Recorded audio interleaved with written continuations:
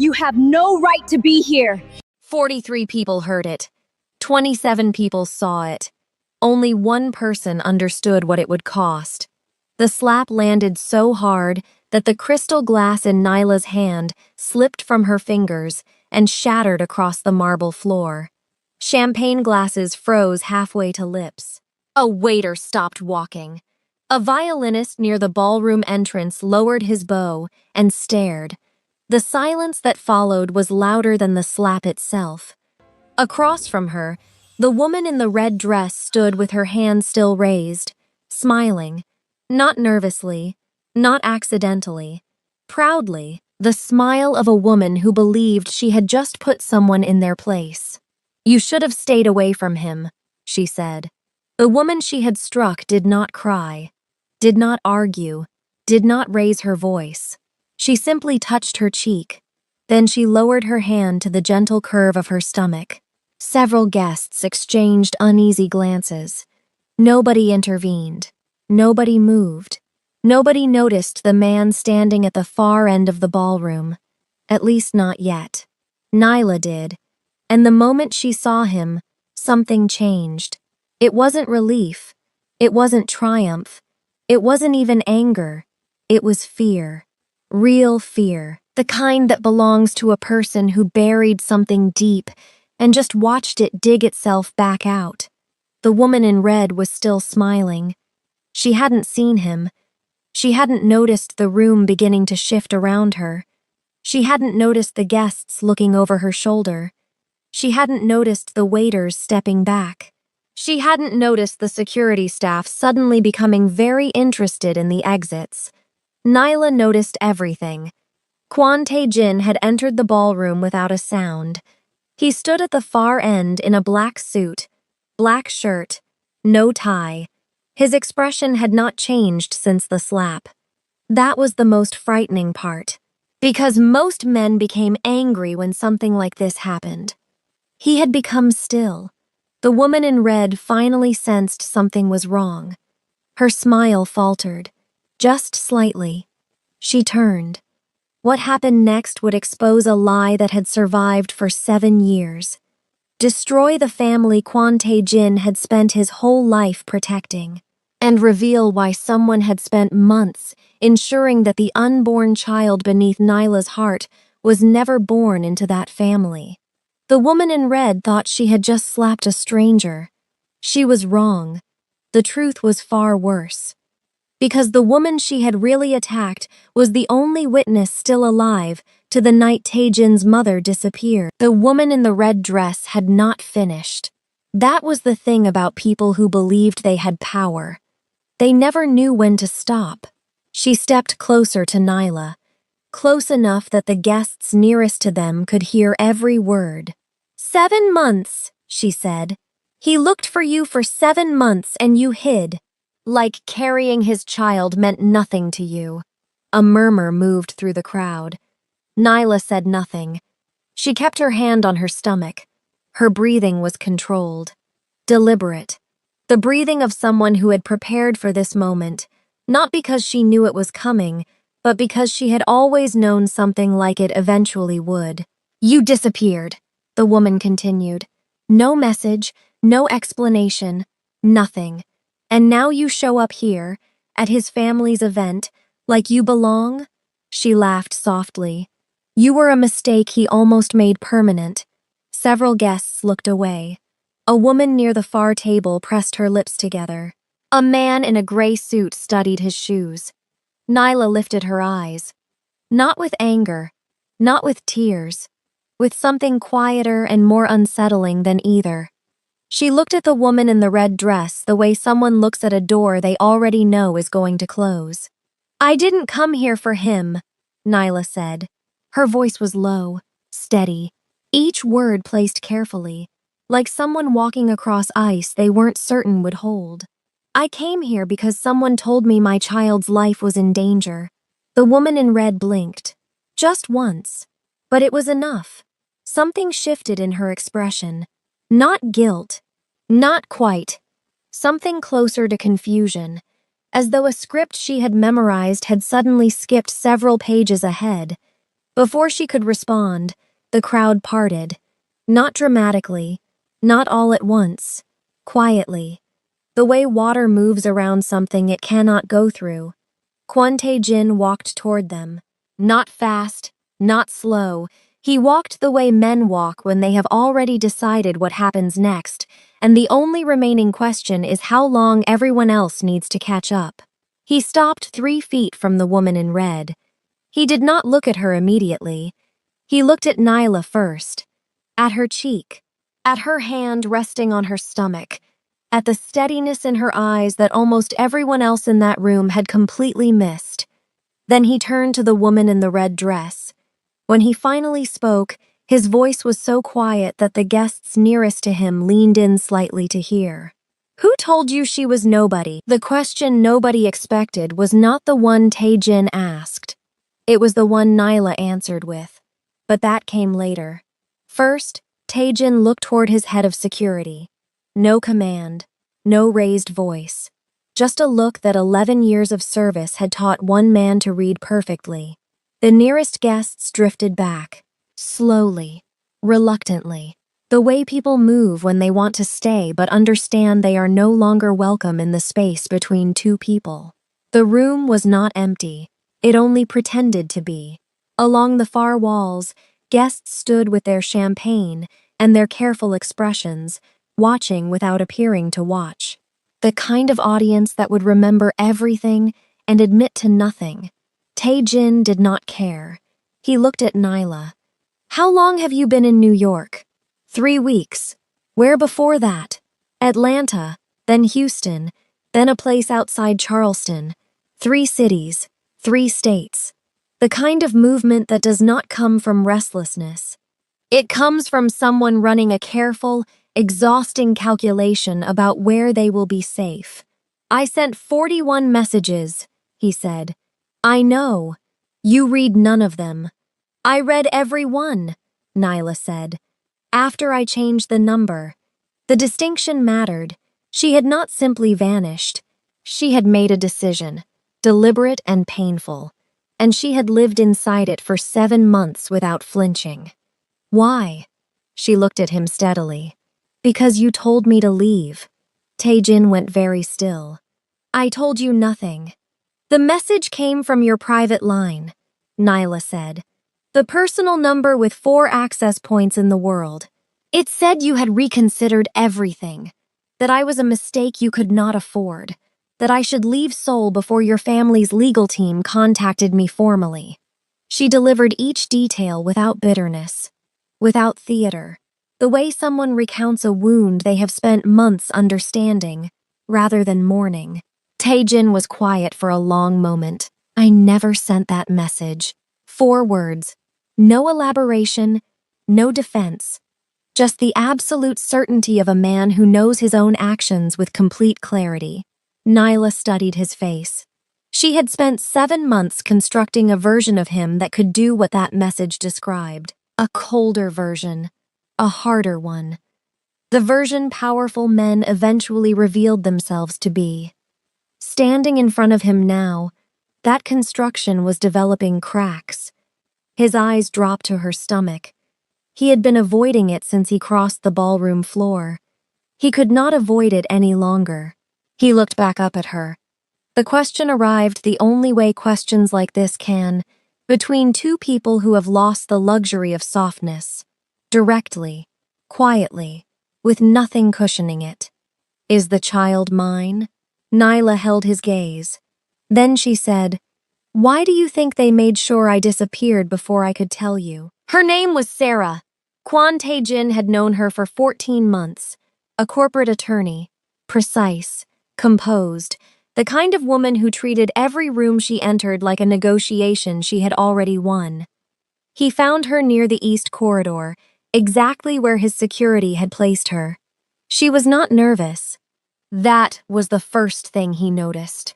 A woman who had just slapped a pregnant guest at a private event, in front of 100 witnesses, with the host watching from across the room, should have been nervous. Sarah was adjusting her earring. She told you I was lying, Sarah said, before he could speak. Tell me what you told her. Sarah looked at him with an expression that sat somewhere between patience and pity. I told her the truth. She disappeared from your life while carrying your child and spent 7 months living off money she took before she left. She paused. I was protecting you. From a pregnant woman at a charity event. From a woman who came back because she needs something. Sarah's voice was measured. Careful. She left, Tae-jin. She made her choice. Whatever she told you tonight, remember that she chose to disappear. It was a convincing performance. Almost. Tae-jin had spent 15 years in rooms where people told him what they needed him to believe. He had developed a sensitivity to the particular texture of rehearsed speech, the way certain people landed their words with slightly too much precision, the way they left no space for interruption because interruption had been anticipated and removed in advance. Sarah spoke like someone delivering a prepared statement.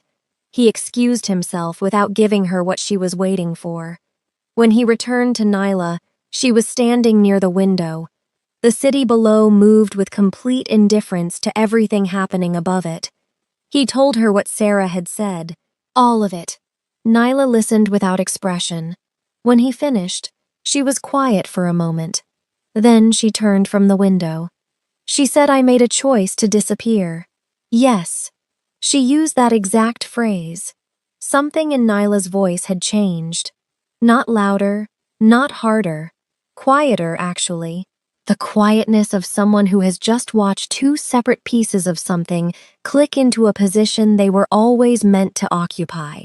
Nyla, the message, she said. The one sent from your private line 7 months ago. She stopped. It used that exact phrase, word for word, that choosing to disappear was the dignified option. The city continued moving below them. Neither of them looked at it. I thought it was your voice, Nyla said quietly, because whoever wrote it knew exactly how you speak. She looked at him. Sarah didn't invent that line tonight. She was given it. By whoever wrote that message. Tae-jin made 2 calls that night. The first was to his head of security. The second was to a man named Park Sung-woo, who had spent 20 years finding things powerful people needed found and had never once failed to deliver. By morning, Sung-woo had something. He always did. Sarah's story, when examined properly, did not hold together. Not because she had lied badly. She had lied well. The problem was that lying well requires a foundation of truth, and the foundation beneath Sarah's version of events had been constructed by someone else entirely. Tae-jin sat across from her in a private room off the hotel lobby. Morning light came through the windows at a flat, unforgiving angle. Who told you she was a scammer? He asked. Sarah blinked. I did my own research. What research? I hired someone to look into her background. Who? A pause. Brief, but measurable. A firm I have used before. The name of the firm. Another pause. Longer this time. Tae-jin watched her with the patience of someone who already knows the destination and is simply waiting for the other person to begin moving toward it. Sarah! His voice did not rise. It never did. I am not asking whether you acted alone. I already know you didn't. I am asking how far you understood what you were part of. Something shifted behind her eyes. Not guilt exactly.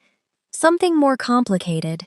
The expression of a person realizing that the map they had been given was not a map at all. It was directions to somewhere they had not agreed to go. They told me she fabricated the pregnancy, Sarah said finally. That she had deceived you. That the child wasn't yours, and that if she was allowed to make her claim publicly, it would create a legal problem for the family. She stopped. I believed them. Who is them? She looked at her hands.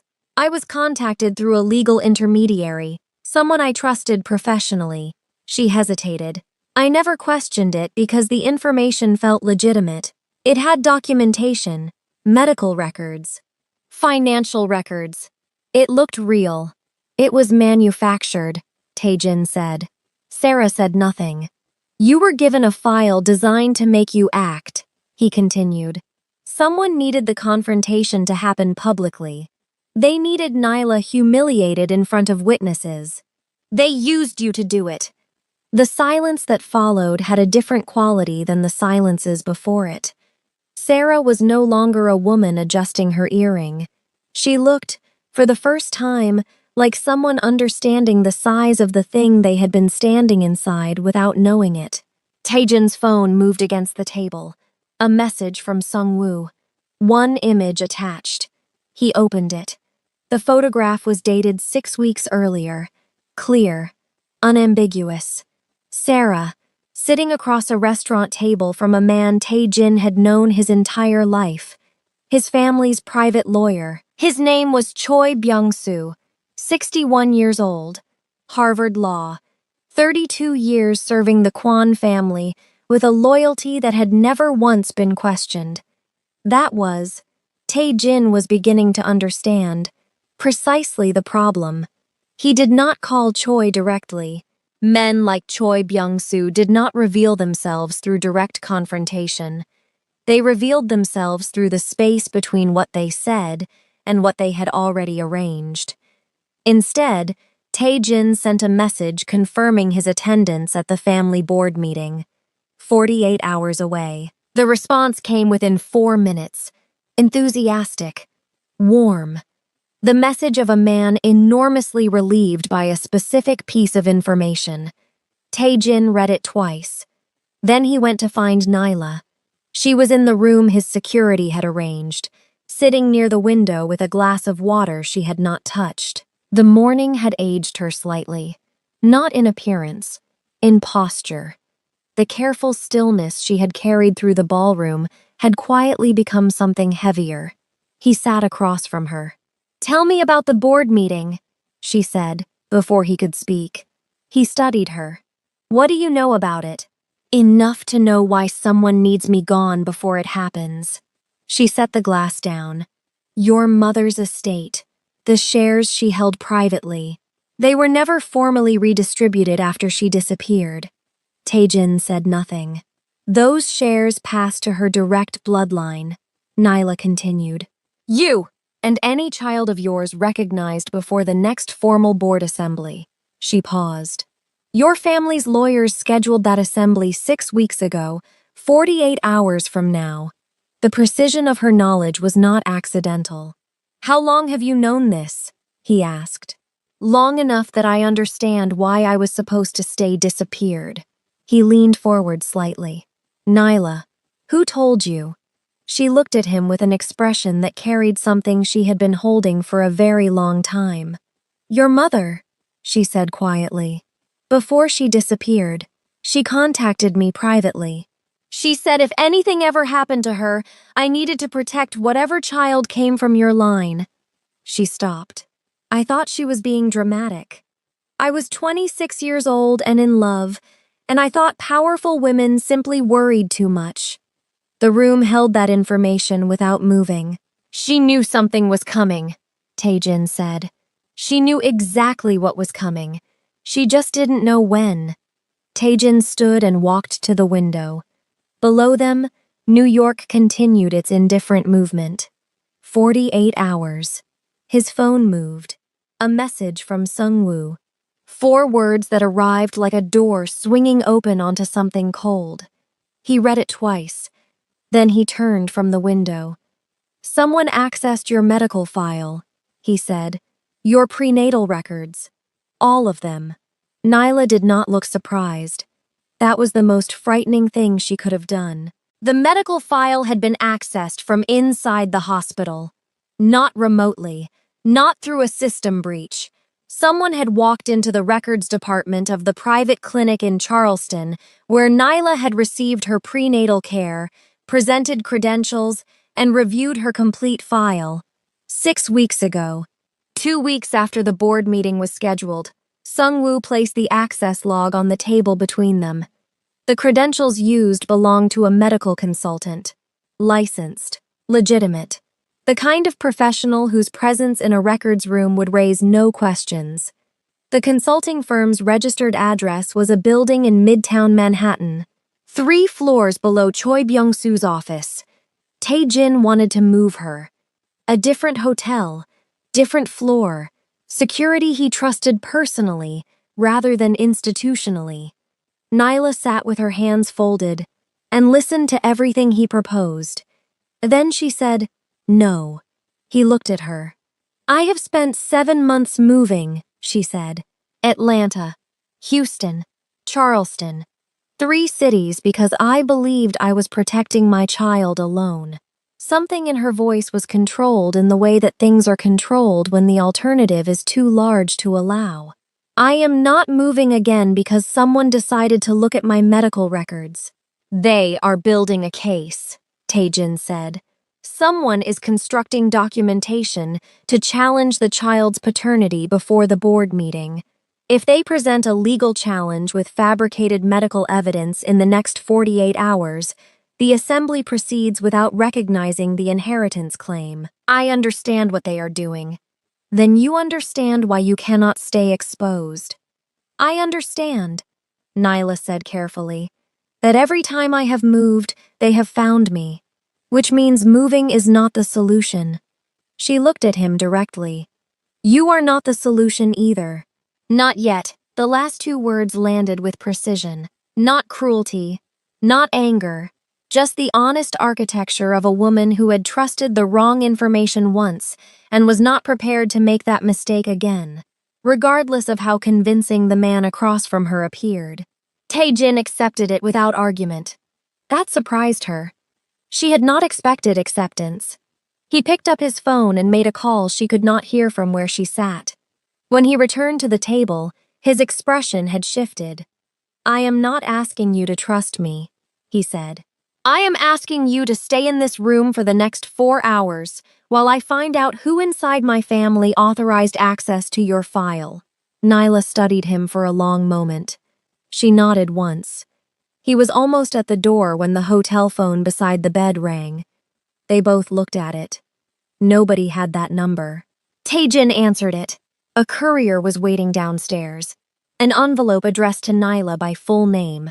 Hand-delivered, no return address. Inside was a single document. A DNA test result. He read it once. Then he read it again. According to the result, the child Nyla was carrying was biologically impossible. The document looked legitimate. That was the first thing Tae-jin understood. Not a rushed fabrication. Not something assembled carelessly overnight.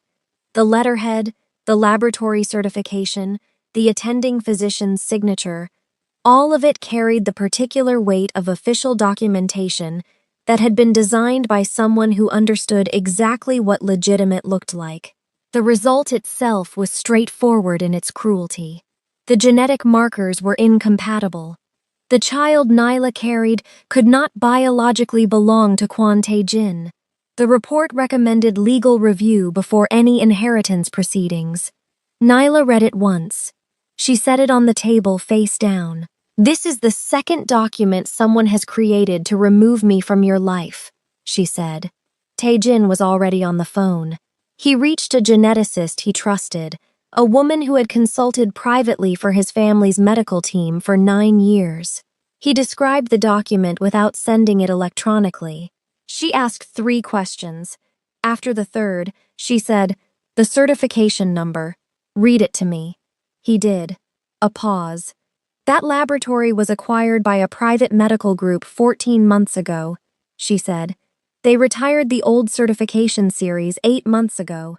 Any document carrying that number was either issued before the acquisition or—" She stopped briefly. "Or it was backdated using the retired series specifically because someone knew the old format would be harder to verify quickly." Tae-jin ended the call. He looked at Nyla. "The document was constructed using retired laboratory credentials. Current verification systems would flag it within 24 hours of formal submission." He paused. "But formal submission to a board assembly does not require pre-verification. It only requires presentation." The design of it was almost elegant. The fake DNA result did not need to survive legal scrutiny. It only needed to survive 48 hours, long enough for the board meeting to proceed, long enough for the inheritance resolution to pass without Nyla's child recognized as a legitimate claimant. After that, the challenge could be disproven, but by then, it would not matter. Sung-woo arrived 20 minutes later with something that had not been requested, but that he had learned, over 2 decades, to collect anyway. Security footage. The laboratory where the DNA document had been certified was located in a private medical complex in northern New Jersey. Sung-woo placed a single printed frame on the table. Timestamp: 4 days earlier, 9:47 in the evening, a man entering the building through the service entrance. Tae-jin recognized the posture before he recognized the face. He had grown up watching that particular way of moving through rooms, the slight forward lean, the habit of checking left before right, a childhood detail so familiar it lived somewhere below conscious thought. His younger brother, Kwon Tae-young, who had called him 3 days ago, asking casually whether the board meeting was still scheduled. Kwon Tae-young arrived within the hour. He did not look like a man who had been caught. He looked like a man who had been waiting. That distinction told Tae-jin everything about how long his brother had been carrying this. They sat in the far corner of the room, away from Nyla, away from Sung-woo, away from the security detail positioned near the door. 2 brothers and the specific silence that only exists between people who share a history too long and too complicated to summarize. Tae-young spoke first. "Before you decide what this is," he said, "let me tell you what it was." Tae-jin said nothing. 3 years ago, father made an arrangement with a group of investors who had been financing the family's expansion into Southeast Asia. Tae-young's voice was measured, quiet. The voice of someone who had rehearsed this explanation and then decided rehearsing it was pointless. The arrangement required something the family could not deliver, while mother's estate remained unresolved. The inheritance structure she created was blocking a transfer worth more than everything the family currently holds combined. So someone decided to remove the obstacle, Tae-jin said. Father decided, not me. Tae-young looked at him steadily. I found out 4 months after Nyla disappeared. I found out because I noticed the message had been sent from your private line while you were in Tokyo. I pulled the access log myself, and you said nothing. I said nothing because by then she was already gone, and father told me the investors would move against the entire family if the arrangement collapsed. He stopped. I believed him. I thought I was protecting what was left. Tae-jin studied his brother's face for a long moment. The terrible thing was that he recognized it. The particular exhaustion of someone who made a wrong decision for reasons that felt, at the time, entirely reasonable. The DNA document, Tae-jin said. Tae-young closed his eyes briefly. I was told it was a precaution, that nobody would ever actually use it, that its existence alone would be enough to discourage a legal challenge. He paused. I understood 3 days ago that I had been wrong about that also. The room held everything that had just been said. Tae-jin stood and walked back toward Nyla.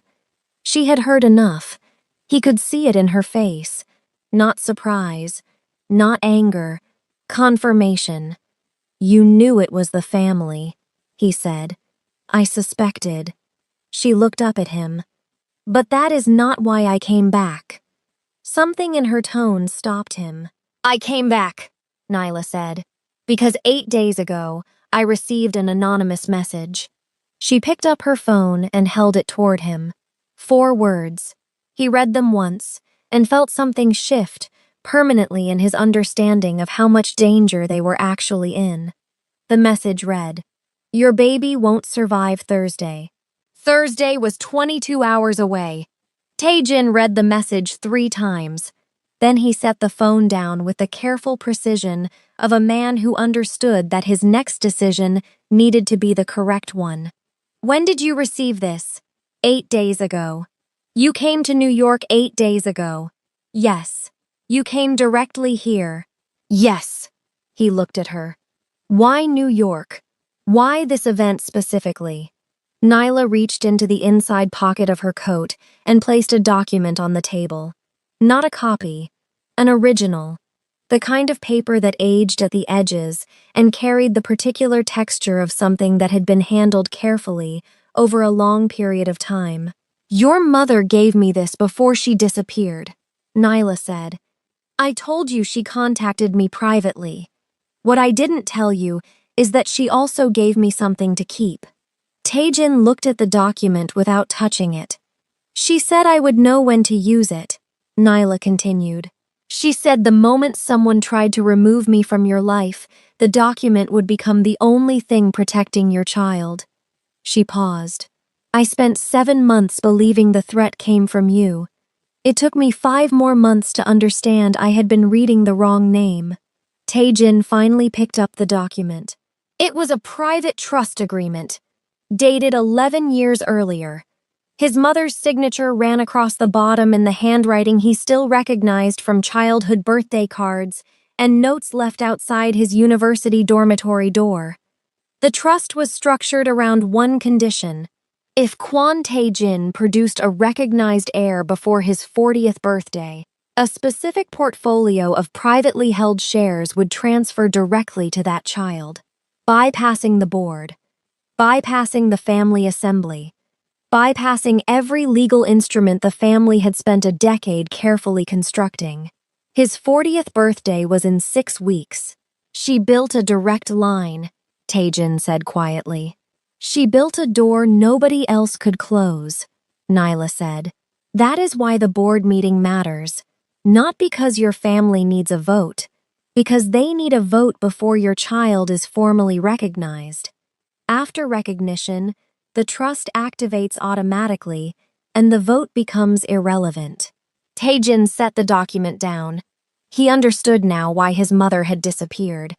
Not because she had become inconvenient, because she had become unstoppable. And someone had decided that was unacceptable. He turned to the final page of the trust document. His mother had included one additional clause, a named executor. Someone designated to administer the trust independently if she was no longer able to do so herself. He read the name. Then he read it again. The room rearranged itself around that name. Because the person his mother had trusted above everyone else to protect her grandchild was the last person in that family Taejin would ever have suspected. Her name was Kwon Mireille, Taejin's stepmother, 57 years old.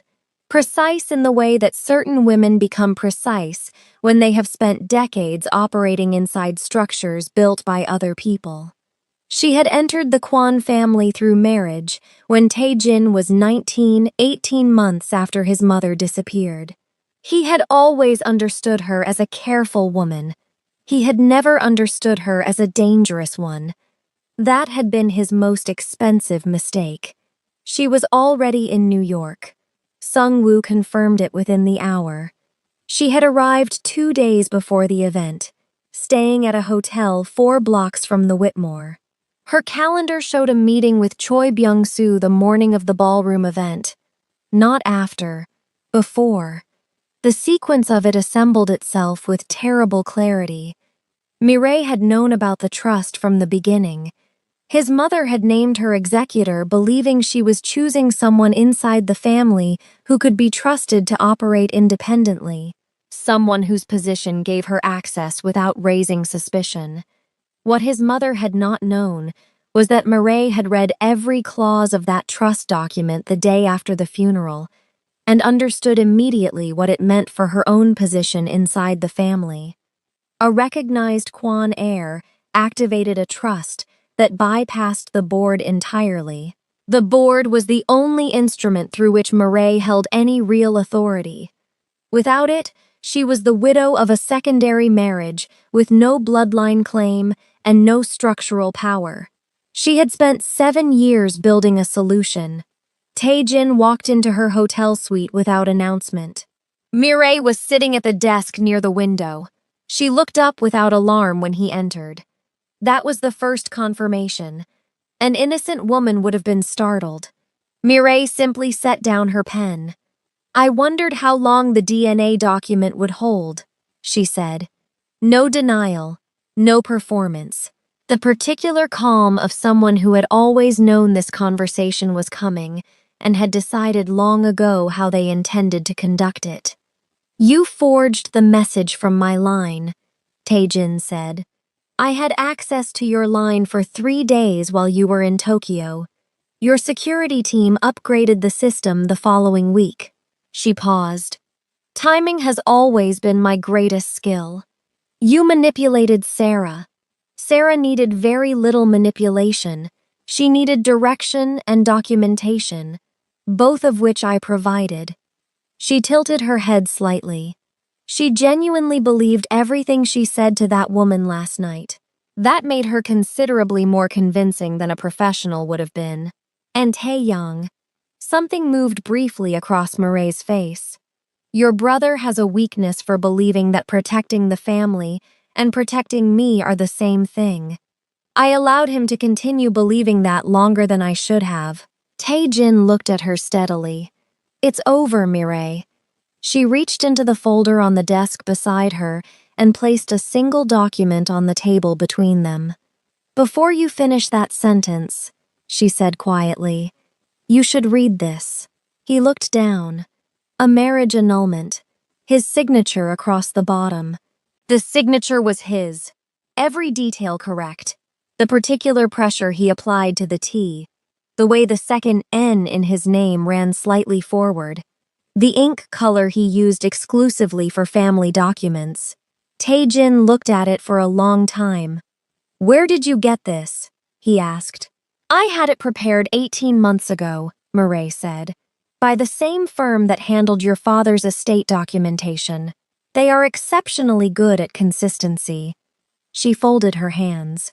If this reaches the board assembly tomorrow, your marriage is legally dissolved before your child's claim can be formally presented.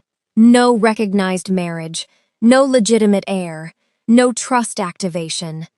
The architecture of it was complete. Mireille had not built a trap. She had built a corridor with one exit, and she had been quietly closing every door along it for 7 years. Taejin looked at the annulment without touching it. You have 2 options, Mireille continued. Walk away from the board meeting tomorrow. Allow the inheritance resolution to pass without contest. In return, this document disappears, and your child grows up with the Quan name intact and unbothered. She paused. Or challenge me tomorrow and I present this.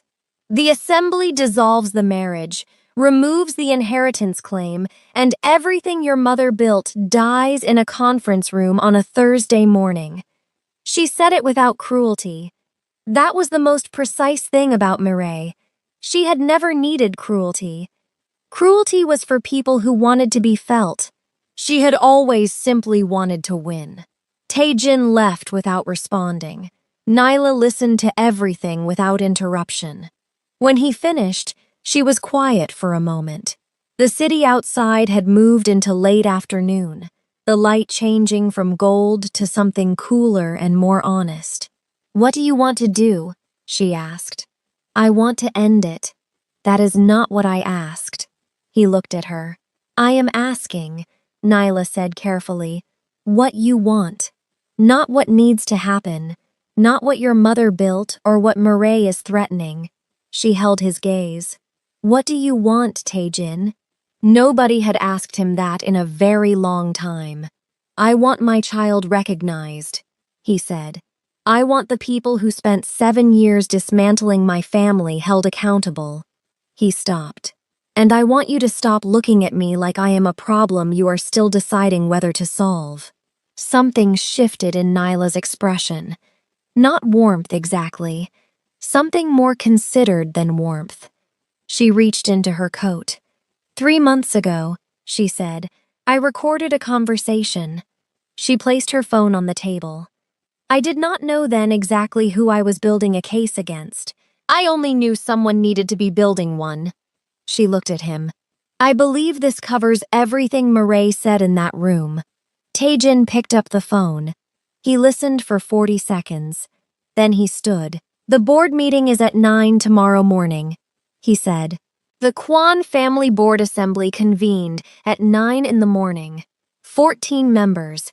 A conference table long enough that the people at each end could not read the expressions of the people at the other.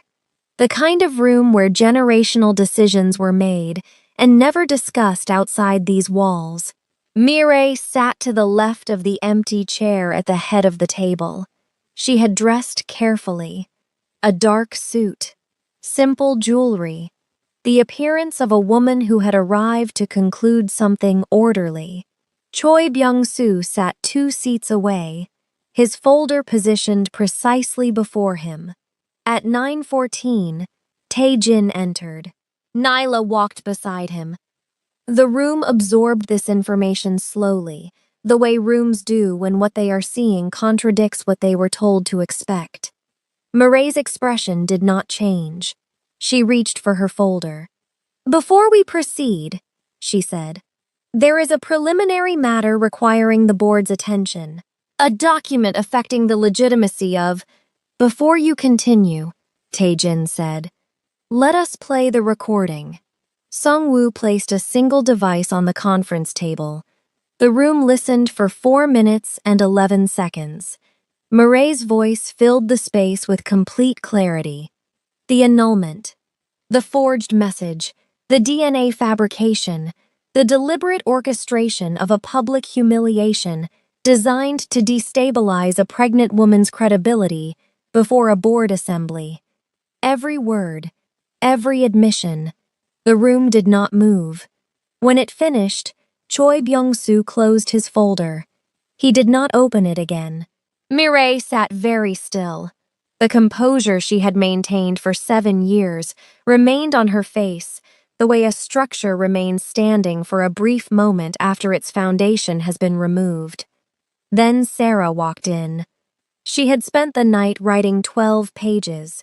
Everything she had been told, every document she had received, every instruction she had followed, believing she was protecting a man from a woman who had deceived him. She placed the pages on the table without speaking and sat down. The board took 40 minutes. The trust activated before noon. They stood in the corridor outside afterward. The building moved around them with its ordinary sounds, phones and footsteps, and the indifferent machinery of a city that had not paused for any of it. Taejin turned to Nyla. It's finished, he said. She looked at him for a long moment. You protected us today, she said quietly. I will not pretend otherwise. He waited. But protection is not the same as presence, she continued.